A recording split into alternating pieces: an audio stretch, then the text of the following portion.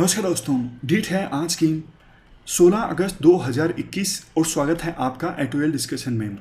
3 issues आज हम discuss करेंगे। सबसे पहला आर्टिकल, आज़ादी के बाद से ही एक्सटर्नल वर्ल्ड में क्या सिचुएशन रही है, इससे इंडिया के इंटरेस्ट जुड़े रहे हैं। तो ये वैसे देखो, आज तीनों ही जो आर्टिकल्स हैं थोड़ी कहानी टाइप के ज़्यादा हैं, इनडायरेक्टली आंसर्स में यूज होंगे ये आर्टिकल।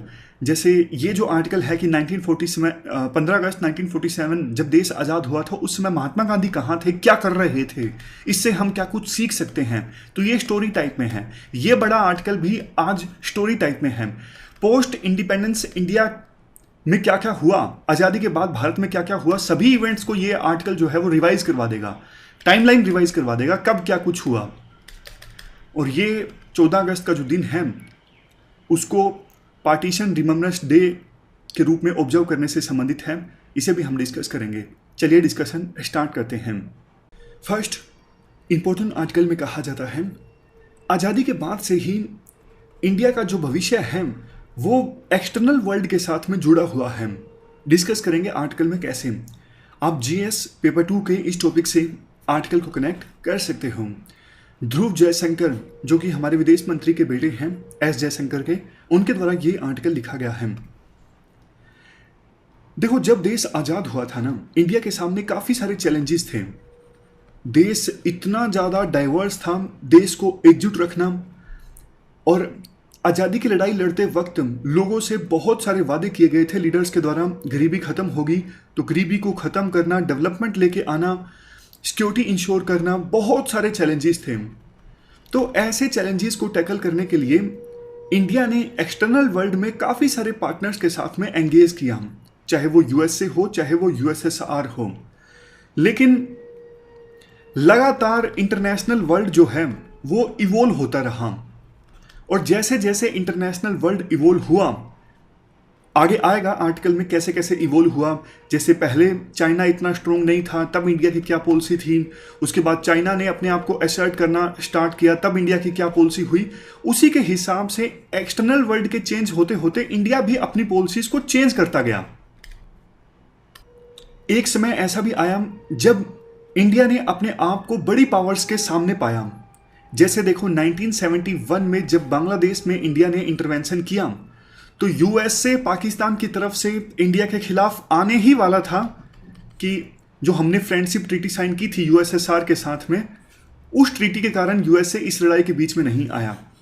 इवन 1974 में जब हमने न्यूक्लियर एक्सपेरिमेंट किया, तब भी यूएसए ने हमें बहुत क्रिटिसाइज किया। यूएसए ने कहा बड़ी बड़ी बातें कि इंडिया को इसकी कीमत चुकानी पड़ेगी। और आज भी आप देख लीजिए, हम 2 न्यूक्लियर वेपन्स वाले कंट्री से घिरे हुए हैं। एक तरफ है चाइना और इंडिया के वेस्ट में है पाकिस्तान। दोनों के दोनों जो देश हैं वो ज़्यादा से ज़्यादा टेरिटरी को हथियाना चाहते हैं। पाकिस्तान देख लीजिए, बांग्लादेश को खो दिया है, ईस्ट पाकिस्तान अलग हो चुका है, लेकिन कश्मीर का राग अभी भी पाकिस्तान अलापता है। चैलेंजेस देखो और भी हैं, जैसे कोविड-19 की महामारी के कारण इकोनॉमिक सिचुएशन खराब है। अफगानिस्तान पर अब तालिबान का कब्जा हो चुका है। लद्दाख एरिया में इंडिया की चाइना के साथ में टेंशन्स हैं। चैलेंजेस देखो काफ़ी हैं, लेकिन इसके साथ साथ आज जो इंडिया है वो पहले वाला इंडिया नहीं है। आज इंडिया की इकोनॉमी वर्ल्ड में 6th लार्जेस्ट इकोनॉमी है। इंडिया की मिलिट्री काफ़ी ज़्यादा स्ट्रोंग है पहले के अपेक्षाकृत। मतलब देखो, ब्रीफ में बोले तो इंडिया का जो फ्यूचर है आगे भी ग्लोबल अफेयर्स के साथ में जुड़ा हुआ है। अब इसके बाद आज़ादी के बाद से लेके अभी तक इंडिया की जो स्टोरी है वो शेयर की जाती है। देखो, देश आज़ाद हुआ 15 अगस्त 1947 को, लेकिन उससे पहले ही इंडिया के जो लीडर्स आज़ादी की लड़ाई लड़ रहे थे, उन्होंने फॉरेन पॉलिसी को फॉर्मुलेट करना स्टार्ट कर दिया था। आज़ादी के बाद शुरुआत में इंडिया के लीडर्स ने दोनों के साथ में अच्छे रिलेशंस मेंटेन करना स्टार्ट किया, यूएसए और यूएसएसआर। लेकिन देखो, मिड 1950s में इंडिया का जो रुझान है वो सोवियत यूनियन के साथ में ज़्यादा हो गया। समझ गए, 1947 से लेके 1955 के बीच में इंडिया के दोनों के साथ में अच्छे रिलेशंस थे। बल्कि उस समय ज़्यादातर जो मिलिट्री असिस्टेंस या फिर डेवलपमेंट असिस्टेंस इंडिया को मिली वो वेस्ट से ज़्यादा मिली। लेकिन देखो उसके बाद 1955 के बाद में जैसे यूएन में कश्मीर इशू पर यूएसएसआर ने इंडिया का साथ दिया, तो इंडिया का जो रुझान है वो यूएसएसआर की तरफ ज़्यादा स्टार्ट हो गया। इंडिया का जो इंक्लिनेशन है वो यूएसएसआर की तरफ ज़्यादा स्टार्ट हो गया, और इसका रिजल्ट निकला कि 1971 में दोनों देशों के बीच फ्रेंडशिप ट्रीटी भी साइन हुई। आज़ादी के बाद शुरुआती सालों में चूंकि देखो इंडिया तो आज़ाद हो गया था, कई सारे देश आज़ाद हुए नहीं थे, तो उन कॉलोनीज को आज़ाद करवाने में इंडिया ने इंपॉर्टेंट रोल प्ले करना स्टार्ट किया। और जो गरीब देश थे एशिया के, अफ्रीका के, उनको एक लीडरशिप इंडिया ने प्रोवाइड की। लेकिन मतलब उस समय देखो शुरुआती सालों में इंडिया ने अपने आप को गरीब कंट्रीज का और लो इनकम कंट्रीज का लीडर के तौर पे इंडिया ने अपने आप को इस्टेब्लिश कर दिया, नैम मूवमेंट भी चली थी। बट 1962 में जो ये वार हुआ ना इंडिया और चाइना के बीच में, इस वार से इंडिया के जो सपने थे वो चकनाचूर हो गए। इंडिया की जो इमेज थी वो बहुत ज़्यादा खराब हो गई, क्योंकि अफ्रीका के, एशिया के कंट्रीज को लगने लगा कि इंडिया सिर्फ बातें बातें करता है, खोखला है, दम नहीं है इंडिया के पास में। लेकिन उसके बाद भी 1965 में हमने पाकिस्तान के अगेंस्ट युद्ध जीता, और ये युद्ध पाकिस्तान ने स्टार्ट किया था। पाकिस्तान को लगता था कि चाइना से हार के बाद अब इंडिया कमज़ोर है, नेहरू की भी डेथ हो चुकी है, तो कश्मीर लेने का सही मौका है, लेकिन पाकिस्तान को मुंह की खानी पड़ी। उसके बाद 1967 में फिर से बॉर्डर पर कन्फ्लिक्ट देखने को मिला चाइना के साथ, लेकिन इस बार इंडिया ने चाइना को धकेल दिया। मतलब 1967 में जो कुछ हुआ उसमें आप कह सकते हो इंडिया की जीत हुई। उसी दशक में इकोनॉमिक सिचुएशन भी काफ़ी खराब हो गई, 2 बैक टू बैक सूखे देश में यानी ड्रोट देखने को मिले, और ऐसी सिचुएशन में ग्रीन रेवोल्यूशन आई। ग्रीन रेवोल्यूशन में दूसरे देशों ने काफ़ी मदद की, फॉरेन टेक्निकल और फॉरेन असिस्टेंस ने इंपॉर्टेंट रोल प्ले किया ग्रीन रेवोल्यूशन में। इसके बाद 1970s में और 1980s में क्या कुछ हुआ, 1971 में तो फ्रेंडशिप ट्रीटी साइन हुई यूएसएसआर के साथ, जिसने बहुत इंडिया को सहायता की पाकिस्तान के अगेंस्ट युद्ध जीतने में। अगर ये ट्रीटी नहीं होती तो शायद यूएस से पाकिस्तान की तरफ से इंडिया के अगेंस्ट युद्ध में शामिल हो जाता। 1970s में देखो एशिया के दूसरे देशों ने अपनी अपनी इकोनॉमी को ओपन करना स्टार्ट कर दिया। जो एलपीजी रिफॉर्म्स हमारे देश में काफ़ी लेट आए 1991 में, वो चाइना में 1978 में ही आ गए थे। ये हमने गलती की, इंडिया क्लोज्ड रहा, इंडिया ने अपनी इकोनॉमी को उस समय ओपन नहीं किया। 1974 में इंडिया ने पीसफुल न्यूक्लियर एक्सप्लोजन किया, काफ़ी क्रिटिसिज्म इंडिया को झेलना पड़ा। 1975 में इंडिया ने सिक्किम को अनेक्स कर लिया, मतलब सिक्किम इंडिया का इंटीग्रल पार्ट बन गया। और 1984 में सियाचिन के इशू पर इंडिया और पाकिस्तान के बीच कंपटीशन देखने को मिला।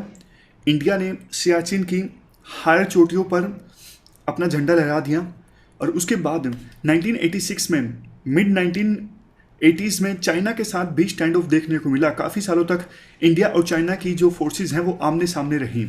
जैसे अभी लद्दाख एरिया में इंडिया चाइना की फोर्सेज आमने सामने हैं, उसी समय में काफ़ी समय तक इंडिया और चाइना की फोर्सेज आमने सामने रही। और लेट 1980s में इंडिया ने श्रीलंका में इंटरवेंशन किया। मालदीव में 1988 में कू होने से इंडिया ने बचाया। इसके बाद 1990s में सिचुएशन और भी ज़्यादा ख़राब हो गई। एक तरफ देखो जहाँ पंजाब में, जम्मू एंड कश्मीर में सिचुएशन ख़राब हुई, एलपीजी रिफॉर्म्स आए इंडिया में 1991 में, कोल्ड वार भी समाप्त हो गया था, इंडिया ने अपने यूएसए के साथ में रिलेशन से इम्प्रूव करना स्टार्ट किए। न्यूक्लियर ऑप्शन इंडिया ने फिर से एक्सप्लोर करना स्टार्ट किया। जब पीवी नरसिम्हा राव प्रधानमंत्री थे तो उस समय इंडिया ने तैयारी करनी स्टार्ट कर दी थी कि हाँ फिर से न्यूक्लियर जो एक्सपेरिमेंट है वो किया जा सकता है। लेकिन देखो 1993 में मुंबई में बॉम्ब ब्लास्ट हुए, उसके बाद दंगे हुए, राजीव गांधी का असैसिनेशन हो गया 1991 में, कश्मीर में इंसर्जेंसी बहुत ही ज़्यादा बढ़ गई। उससे पहले 1991 के गल्फ वार के कारण बैलेंस ऑफ पेमेंट क्राइसिस भी आए। तो ये जो साल थे ना इंडिया के लिए काफ़ी बड़े मुश्किल भरे थे, और केंद्र में जो सत्ता थी वो भी इतनी मजबूत नहीं थी। नरसिम्हा राव प्रधानमंत्री थे और माइनॉरिटी गवर्नमेंट थी, एक्सटर्नल सपोर्ट की सहायता से चल रही थी ये गवर्नमेंट। लेकिन ऐसी सिचुएशन में भी इंडिया ने काफ़ी सारे अच्छे फैसले लिए, जैसे लुक ईस्ट पॉलिसी इसी समय आई 1993 में। लुकिस्ट पॉलिसी के तहत साउथ ईस्ट एशियन कंट्रीज के साथ इंडिया ने रिश्ते इंप्रूव करना स्टार्ट किए। इजराइल के साथ हमने डिप्लोमेटिक टाइज इस्टेब्लिश कर लिए। यूएसए के साथ में इनिशियल मिलिट्री कॉन्टैक्ट्स हमने स्टार्ट किए। चाइना के साथ भी पीस इस्टेब्लिश करने के लिए 1993 में एक एग्रीमेंट साइन हुआ था। न्यूक्लियर टेस्ट की हमने तैयारी करना स्टार्ट कर दी, पहले भी बोल दिया, अभी फिर से मतलब तैयारी जारी रही। और 1998 में हमने आखिरकार जब वाजपेयी प्रधानमंत्री थे न्यूक्लियर एक्सपेरिमेंट कर ही लिया। सैंक्शंस लगाए काफ़ी सारे देशों ने न्यूक्लियर एक्सपेरिमेंट के बाद, लेकिन अच्छी डिप्लोमेसी इंडिया ने खेली और 2 साल के अंदर अंदर ज़्यादातर देशों के साथ में हमारे जो रिश्ते थे वो नॉर्मलाइज हो गए। सैंक्शंस लगाए थे 1998 के न्यूक्लियर एक्सपेरिमेंट के बाद, लेकिन सैंक्शंस ज़्यादा टिक नहीं, इसके 2 साल के अंदर अंदर रिश्ते नॉर्मल हो गए इंडिया के। 2003 में फिर से एक एग्रीमेंट साइन हुआ चाइना के साथ। पाकिस्तान के साथ देखो, उस समय इंडिया ने कोशिश तो की थी, प्रधानमंत्री वाजपेयी गए थे पाकिस्तान की यात्रा पर, लेकिन उसके बाद कारगिल हो गया। उसके बाद 2001 में इंडिया की पार्लियामेंट पर भी अटैक हो गया जिसमें पाकिस्तान का हाथ था। और उससे पहले 1999 में आपको पता है इंडिया की एक एयरलाइन फ्लाइट IC-814 का अपहरण कर लिया गया था और इवेंचुअली वो फ्लाइट लैंड हुई कंधार में। शुरुआत में तो आधे घंटे के लिए अमृतसर में रुकी, उसके बाद लाहौर में उतरी तेल लेने के लिए और फ्यूल लेने के लिए, फिर बाद में कंधार उतरना था, लेकिन कंधार में रात को उतरने की फैसिलिटी नहीं थी। फिर सऊदी अरेबिया गई, फिर सऊदी अरेबिया से कंधार आई। वो भी एक अलग किस्सा है, स्टोरी टाइप है, यूपीएससी के लिए इतनी इंपॉर्टेंट नहीं है।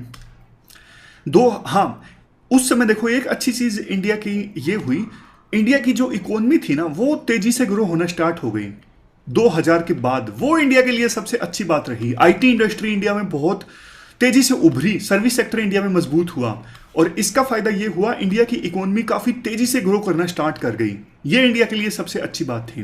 वो जो दशक था ना 2000 से लेके 2010 के बीच में, वो दशक इंडिया के लिए बहुत अच्छा था। यूएस के साथ हमारे रिश्ते इंप्रूव होना स्टार्ट हुए। वो यूएसए जिसने इंडिया के ऊपर सैंक्शंस लगाए थे न्यूक्लियर एक्सपेरिमेंट के बाद, अब इंडिया के साथ बातचीत कर रहा था कि इंडिया पीसफुल न्यूक्लियर टेक्नोलॉजी का इस्तेमाल करके इंडिया को न्यूक्लियर फ्यूल मिल सके। आखिरकार इंडिया और यूएसए के बीच न्यूक्लियर एग्रीमेंट साइन हुआ और इसके साथ साथ यूएसए ने इंडिया का सपोर्ट किया। ये जो एग्रीमेंट्स है ना एक्सपोर्ट कंट्रोल वाले, जैसे MTCR, Wassenaar arrangement, Australian group, NSG की मेंबरशिप इंडिया को अभी भी नहीं मिली है, बाकी तीनों की मिल गई है। लेकिन यूएसए ने उस समय इंडिया से वादा किया था इन चारों ग्रुप्स की मेंबरशिप लेने के लिए हम आपका समर्थन करेंगे। 2008-9 में इसके बाद फाइनेंशियल क्राइसिस आ गए और फाइनेंशियल क्राइसिस के समय इस इशू को लेके और कुछ दूसरे इश्यूज को लेके शुरुआत में इंडिया को लगा कि चाइना के साथ दोस्ती करना ज़्यादा सही है। उस समय चाइना इतना स्ट्रॉन्ग नहीं था। बाकी इश्यूज जैसे फाइनेंशियल लैंडिंग, क्लाइमेट चेंज, ये वर्ल्ड बैंक, IMF, इनको रिफॉर्म किया जाए, इन सब इश्यूज पर इंडिया का चाइना के साथ कोऑपरेशन काफ़ी ज़्यादा था। लेकिन देखो धीरे धीरे चाइना बहुत ज़्यादा स्ट्रॉन्ग हो गया। 2013 में चाइना के साथ बॉर्डर डिस्प्यूट हुआ, टेंशन्स हुई। 2014 में भी टेंशन्स हुई, जैसी टेंशन्स अभी हुई है ना लद्दाख में, जैसी टेंशन्स 2017 में हुई थी डोकलाम, वैसी ही टेंशन्स 13 और 14 में हुई थी। तो इंडिया को समझ में आ गया कि अब सिचुएशन चेंज हो चुकी है, चाइना अब हमारा दोस्त नहीं हो सकता, चाइना तो हमें दबाने की कोशिश कर रहा है। उसके बाद इंडिया ने चाइना के अगेंस्ट जो कंट्रीज़ हैं उनके साथ अपने रिश्ते धीरे धीरे इंप्रूव करना स्टार्ट किए, जैसे US, जापान, ऑस्ट्रेलिया। 2014 के बाद इंडिया ने नेबरहुड पे फोकस करना ज़्यादा स्टार्ट किया, कोशिश की कि पाकिस्तान के साथ रिश्ते इंप्रूव हो जाएं, लेकिन पाकिस्तान नहीं माना। अटैक हुआ, पहले पठानकोट में अटैक हुआ, उसके बाद उरी में अटैक हुआ। पाकिस्तान ने हमेशा धोखा दिया है। देखो आज़ादी के बाद से ही इंडिया के जो ऑब्जेक्टिव्स हैं वो एक प्रकार से कांस्टेंट हैं। डेवलपमेंट इंश्योर करना, regional security, balance of power. Balance of power का मतलब ये होता है कि वर्ल्ड में पावर जो है वो बैलेंस रहे। जैसे चाइना जो है अब इसकी पावर बहुत ज़्यादा बढ़ चुकी है, चाइना को बैलेंस करने के लिए ही तो इंडिया ने अपनी दोस्ती मजबूत की है जापान के साथ, ऑस्ट्रेलिया के साथ। बैलेंस ऑफ पावर का कंसेप्ट यही है कि पावर जो है वो बैलेंस नहीं होनी चाहिए। ऐसा नहीं कि एक देश इतना मजबूत हो जाए बाकी देश इतनी इतनी पावर वाले रह जाएं, फिर तो ये देश अपनी मनमानी करेगा ना। नेक्स्ट, इंडिया का ऑब्जेक्टिव हमेशा से ये भी रहा है कि इंटरनेशनल जो सहमति है इश्यूज पर वो ऐसी हो जिससे इंडिया के इंटरेस्ट भी सर्व हों। जैसे कोशिश की इंडिया ने कि अफगानिस्तान इशू का ऐसा हल निकलना चाहिए कि इंडिया के जो इंटरेस्ट हैं वो हार्म ना हो। वो बात अलग है कि इंडिया को सफलता हासिल नहीं हुई। लास्ट में आर्टिकल में देखो ये कहा जाता है, अब अगले साल इंडिया को आज़ादी मिले 75 साल पूरे हो जाएंगे। अब इंडिया के पास ऐसी कोई लग्जरी नहीं है कि इंडिया अपने आप में मस्त रहे, बाकी हमारे आसपास क्या हो रहा है, वर्ल्ड में क्या हो रहा है, उसके हिसाब से इंडिया को अपनी पॉलिसीज बनानी होंगी। इंडिया इनवर्ड नहीं देख सकता, इंडिया को आउटवर्ड देखना ही होगा। ग्लोब में क्या कुछ चल रहा है उससे इंडिया के इंटरेस्ट जो हैं जुड़े हुए हैं। तो ये पूरा आर्टिकल हमने डिस्कस किया। चलते हैं आगे। इसके बाद नेक्स्ट आर्टिकल एक स्टोरी टाइप में है। मतलब देखो इस आर्टिकल में जो कुछ है ना वो आप ऐसे में इस्तेमाल कर सकते हो, कहीं ना कहीं आप इस एनेक्डोट का यूज़ कर सकते हो। अदरवाइज सीधा सीधा तो क्वेश्चन क्या पता आए ना आए। जो इस आर्टिकल की एसेंस है उसको आप इनडायरेक्टली यूज़ कर सकते हो आंसर राइटिंग में। जीएस पेपर 1 के इस टॉपिक से आर्टिकल को रिलेट कीजिएगा, एथिक्स से, ऐसे से, इनसे भी रिलेट कर सकते हो। तुषार गांधी के द्वारा ये आर्टिकल लिखा गया है। तुषार गांधी इनके परदादा हैं महात्मा गांधी, मनीलाल इनके दादा हैं तुषार गांधी के। तो आर्टिकल क्या है? आर्टिकल ये है कि 15 अगस्त 1947 जब देश आज़ाद हुआ था तो उस समय महात्मा गांधी कहाँ थे? क्या वो सेलिब्रेट कर रहे थे या फिर वो ऐसी जगह पे थे जहां से वो लोगों का दुख दर्द कम कर सकें? तो इसका आंसर है वो ऐसी ही जगह पर थे। देखो जब देश आज़ाद हुआ तो दंगे होना स्टार्ट हो गए, खास करके पंजाब में और कलकत्ता वाले एरिया में। तो काफ़ी वो दूर थे, कलकत्ता में काफ़ी दंगे हो रहे थे, वो काफ़ी दूर थे कलकत्ता से। 6 अगस्त को उन्होंने कलकत्ता मेल एक ट्रेन पकड़ी लाहौर से। वो ट्रेन उनको लेके जाती पहले पटना में, उसके बाद कलकत्ता में। और उनका प्लान ये था कि कलकत्ता से वो जाते नोआखाली में। नोआखाली आज के समय में बांग्लादेश में है। यहाँ पर हिंदू माइनॉरिटी के साथ काफ़ी गलत हो रहा था, उनको मारा पीटा जा रहा था। तो 9 अगस्त 1947 को बापू पहुँच गए कलकत्ता में। उस समय मुस्लिम्स का एक डेलीगेशन, उस डेलीगेशन को लीड किया जा रहा था कलकत्ता डिस्ट्रिक्ट मुस्लिम लीग के चीफ के द्वारा, मोहम्मद उस्मान। उन्होंने महात्मा गांधी से गुहार लगाई कि आप कलकत्ता छोड़ के नोआखाली में मत जाइए, आप कलकत्ता में ही रहिए ताकि यहाँ पर मुस्लिम्स की सुरक्षा को इंश्योर किया जा सके।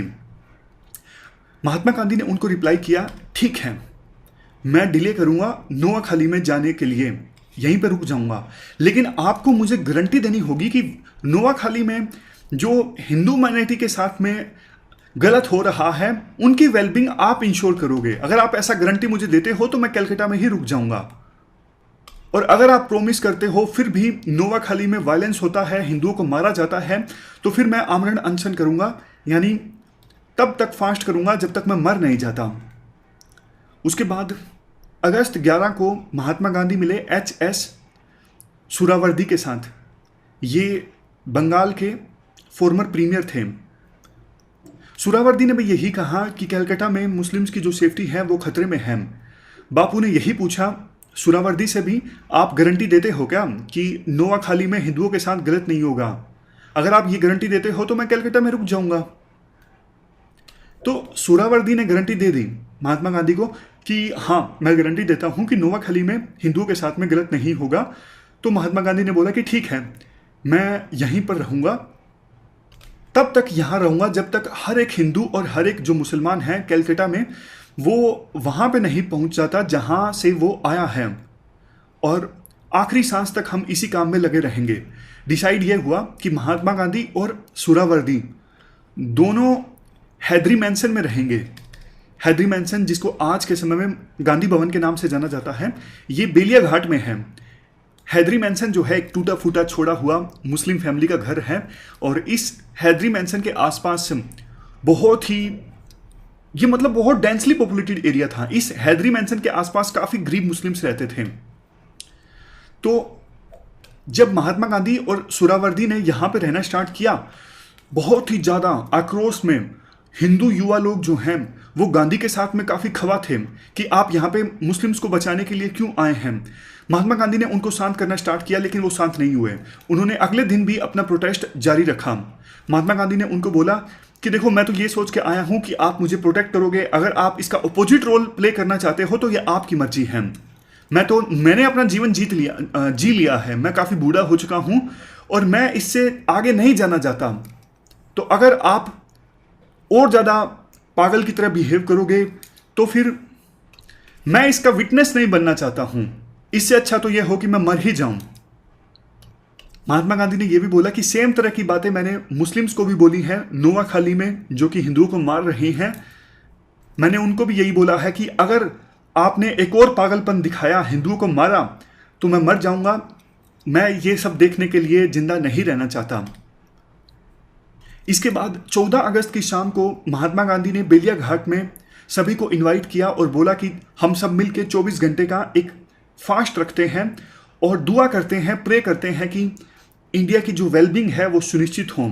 हम एक दिन तक चरखा भी, जो हैंड स्पिनिंग होती है चरखे की, वो भी करेंगे, ऐसा महात्मा गांधी ने उस समय कहा।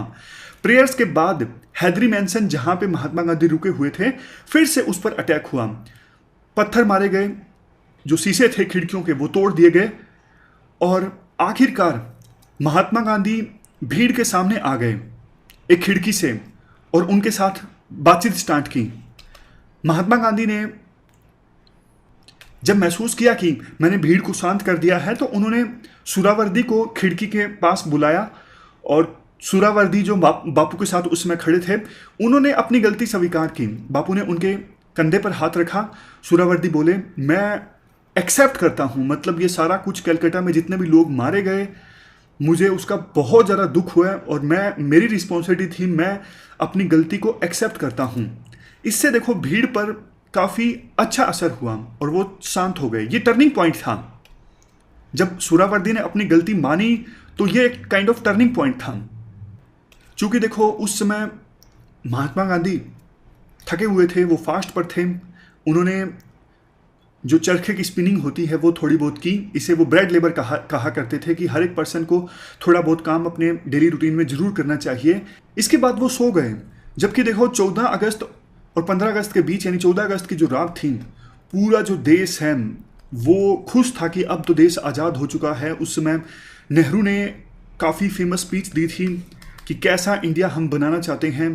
तो उस समय महात्मा गांधी फास्ट पर थे और सोए हुए थे एक टूटे फूटे घर में, एक छोटे से मैट्रेस पर। 15 अगस्त 1947 के दिन, आज़ादी का दिन था। महात्मा गांधी 3:45 पर उठे सुबह।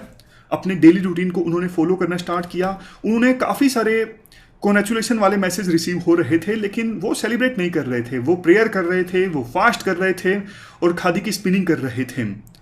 आज़ादी वाले दिन भी कलकत्ता में जो गवर्नर का मैंसन है ना, उसके आसपास बहुत से लोग इकट्ठा हो गए, चारों तरफ से घेर लिया, नारे लगाए जाने लगे। भूल गई थी भीड़ कि सी राजगोपालचारी, वो तो इंडियन हैं, अब वो गवर्नर हैं। तो तभी महात्मा गांधी ने बोला था कि अब देखो ये कांटों का जो ताज है वो आपके ऊपर है। काफ़ी सारी बातें उस समय महात्मा गांधी ने बोली थी कि हम्बल रहिए, ट्रुथ और नॉन वायलेंस को कल्टीवेट कीजिए, माफ़ करना सीखिए, पावर से सचेत रहिए, पावर जो है वो आपको करप्ट बना देगी। ये सारी जो बातें हैं वो देखो आज भी लागू होती हैं। महात्मा गांधी ने यह भी बोला था, याद रखिए आप भारत के विलेजेस को सर्व करने के लिए सत्ता में आए हो, ऑफिस में आप आए हो।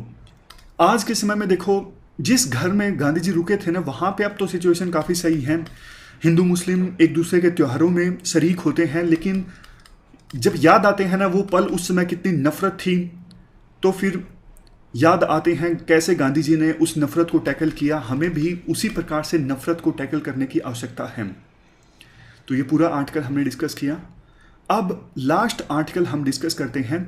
14 अगस्त के मौके पर प्रधानमंत्री मोदी ने ये डिक्लेयर किया कि 14 अगस्त का जो दिन है इसे पार्टीशन हॉरर्स रिमेम्बरेंस डे के रूप में ऑब्जर्व किया जाएगा। जब प्रधानमंत्री मोदी ने ये अनाउंस किया तो देखो इसका मिक्स्ड रिस्पॉन्स मिला। इंडिया और पाकिस्तान के बीच में जो बंटवारा हुआ, ये देखो पिछली शताब्दी की सबसे बड़ी ट्रेजेडीज में से एक था। 20 लाख लोग मारे गए इस बंटवारे में। एक अनुमान के अनुसार 1 लाख लोग 1 लाख महिलाओं का किडनैप हुआ, उनका रेप हुआ। 15 मिलियन से ज़्यादा यानी 1.5 करोड़ से ज़्यादा मैन, वुमेन और चिल्ड्रन डिस्प्लेस हुए। ब्रिटिशर्स ने जो बंटवारा किया, बहुत ही ज़्यादा गलत तरीके से बंटवारा किया। रेड क्लिफ वो देखो 14 दिनों के लिए आए, 14 दिनों के अंदर अंदर उन्हें बंटवारा कर दिया। उन्हें ना टेरेन का पता, ना किसी और चीज़ का पता। ऐसी सिचुएशन आ गई, एक दरवाज़ा इंडिया में खुलता है, एक दरवाज़ा पाकिस्तान में खुलता है। अगर बंटवारा ठीक ढंग से होता तो शायद इतने ज़्यादा जो जाने गई थी वो शायद ना जाती। देखो ये बात सच है कि किसी भी देश के लोगों को उसका इतिहास ज़रूर पता होना चाहिए। जो देश अपना इतिहास भूल जाता है तो सिविलाइजेशन वो डेवलप नहीं हो पाती। बंटवारे के जो घाव हैं वो देखो, उन्हें कभी भुलाया तो नहीं जा सकता, लेकिन घावों को धीरे धीरे भरा जरूर जा सकता है। और ये हुआ भी 1971 में। जो ये ईस्ट पाकिस्तान था वो पाकिस्तान से अलग हो गया, नए देश का निर्माण हुआ बांग्लादेश से। तो जिन्ना की जो 2 नेशन की थ्योरी थी वो गलत साबित हो गई। जबकि देखो दूसरी तरफ इंडिया एक सेकुलर देश बना। धीरे धीरे इंडिया की इकोनॉमी तेजी से ग्रो होना स्टार्ट हुई। इंडिया के पास टेक्नोलॉजी पावर आई। ग्लोबल स्टेज पे इंडिया की जो आवाज़ है वो सुनाई देने लगी। तो इससे जो बंटवारे के जो घाव हैं वो धीरे धीरे कुछ भरे जरूर। तो इसलिए इस 14 अगस्त के दिन को जो नाम दिया गया है ना, इससे ऐसा ना हो कि जो नफरत मुश्किल से ख़त्म हुई थी वो नफरत फिर से आने लगे। समझ गए? उस समय कम्युनिटीज़ के बीच में काफ़ी नफरत थी। एक तरफ हिंदू और सिख थे, दूसरी तरफ मुस्लिम्स थे। तो ऐसा ना हो कि दिन का नाम देने से कि वो नफरत याद रहे कि हाँ उस समय नफरत थी। 1947 के बंटवारे में और उससे पहले भी ब्रिटेन का जो रोल था लड़ाई करवाने में कि हाँ डिवाइड एंड रूल करो, हिंदू मुस्लिम्स को आपस में लड़ाओ ताकि हम रूल कर सकें। ऐसे खतरों के बारे में हमेशा हमें याद रखने की आवश्यकता है ताकि पॉलिटिशियंस जो हैं वो किसी भी आइडेंटिटी के आधार पर डिवाइड ना कर सकें लोगों को। बात सिर्फ धर्म की नहीं है। कुछ पॉलिटिशियंस जात पात के नाम पे डिवाइड करते हैं, कुछ पॉलिटिशियंस रीजनलिज्म के नाम पे डिवाइड करते हैं। कोई भी आइडेंटिटी पकड़ के कुछ पॉलिटिशियंस डिवाइड करना स्टार्ट कर देते हैं। हमें इन सब खतरों से सचेत रहने की आवश्यकता है।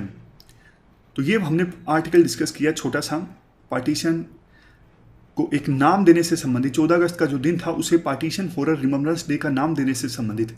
हमारी आज की इस डिस्कशन में इतना ही है। आज हमने 3 इश्यूज को डिटेल से डिस्कस किया। Thank you very much for discussion.